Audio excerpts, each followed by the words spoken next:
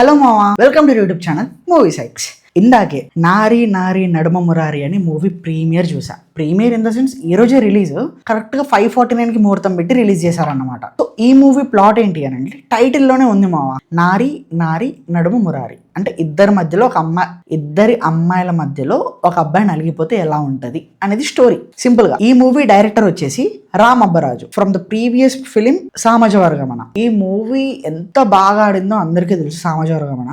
So ఈ movie Sharwanand and Ram Abbaraju గారి combination అన్నప్పుడే నేను అనుకున్నాను ఈ మూవీ హిట్ అయిపోతుంది అని. ఎందుకంటే హీఈస్ నోన్ ఫర్ కామెడీ, అలా రాసుకొని పడేస్తాడు అన్నమాట. అండ్ పర్ఫార్మెన్సెస్ వైజ్ గా మాట్లాడుకుంటే శర్వానంద్ గారిది తన ప్రీవియస్ ఫిలిమ్స్తో కంపేర్ చేస్తే ఇందులో చాలా బాగా చేశారు. అండ్ శర్వా అన్న హిట్ కొట్టాడు, అంతే. శర్వా అన్న హిట్ కొట్టాడు, సంక్రాంతికి శర్వా అన్న హిట్ కొట్టేశాడు, ఇంతే.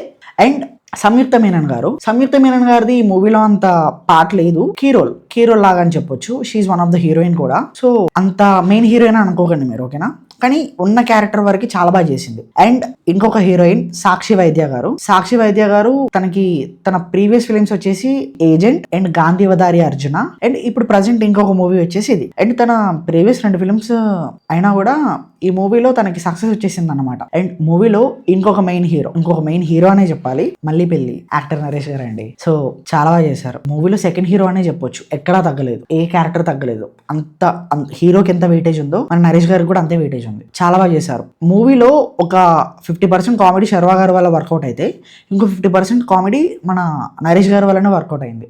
చాలా బాగా చేశారు అనిపించింది. And he so spontaneous, acting ఎరగదీశారు, మామూలుగా కాదు. అండ్ మ్యూజిక్ కూడా చాలా బాగుంది. సాంగ్స్ కొన్ని నచ్చలేదు, కొన్ని సాంగ్స్ బాగున్నాయి. అండ్ ఇంకొక విషయం ఏంటి అని అంటే ఇప్పుడు సినిమా మొత్తంలో హైలైట్ ఆల్రెడీ అనౌన్స్ చేశారు, శ్రీ విష్ణు గారి క్యామియో ఉంది. ఆల్రెడీ ముందే అనౌన్స్ చేసేసారు, ఐఎమ్ నాట్ గివింగ్ స్పాయిలర్స్. అలా ఒక ఇంపార్టెంట్ కీ రోల్ లో వచ్చేసి వెళ్ళిపోతారు అన్నమాట. అండ్ మూవీ మీకు ఎక్కడ డిసప్పాయింట్ చేయదు.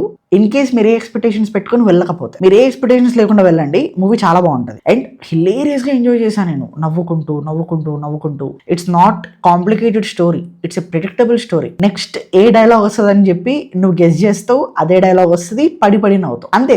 సినిమా అంత ఒక ఫ్లోలో వెళ్ళిపోతుంటది అన్నమాట. సినిమా నేను ఎక్కడ డిసప్పాయింట్ చేయదు, ఓకేనా.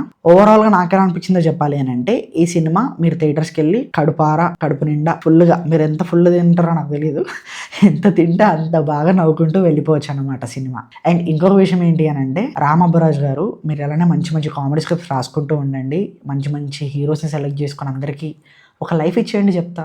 సినిమా ఈ సంక్రాంతికి రిలీజ్ అయిన సినిమాస్ చాలా బాగున్నాయి. And I didn't expected that much, అంతే. అసలు ఎక్స్పెక్ట్ చేయలేదు ఈసారి.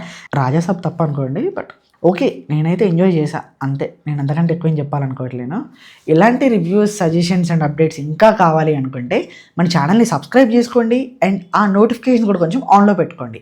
Advance happy Makar Sankranti, okay. ఎందుకంటే రేపు ఏ రివ్యూలు ఉండవు కదా, సో అందుకే అన్నమాట. Thank you and videos another video by.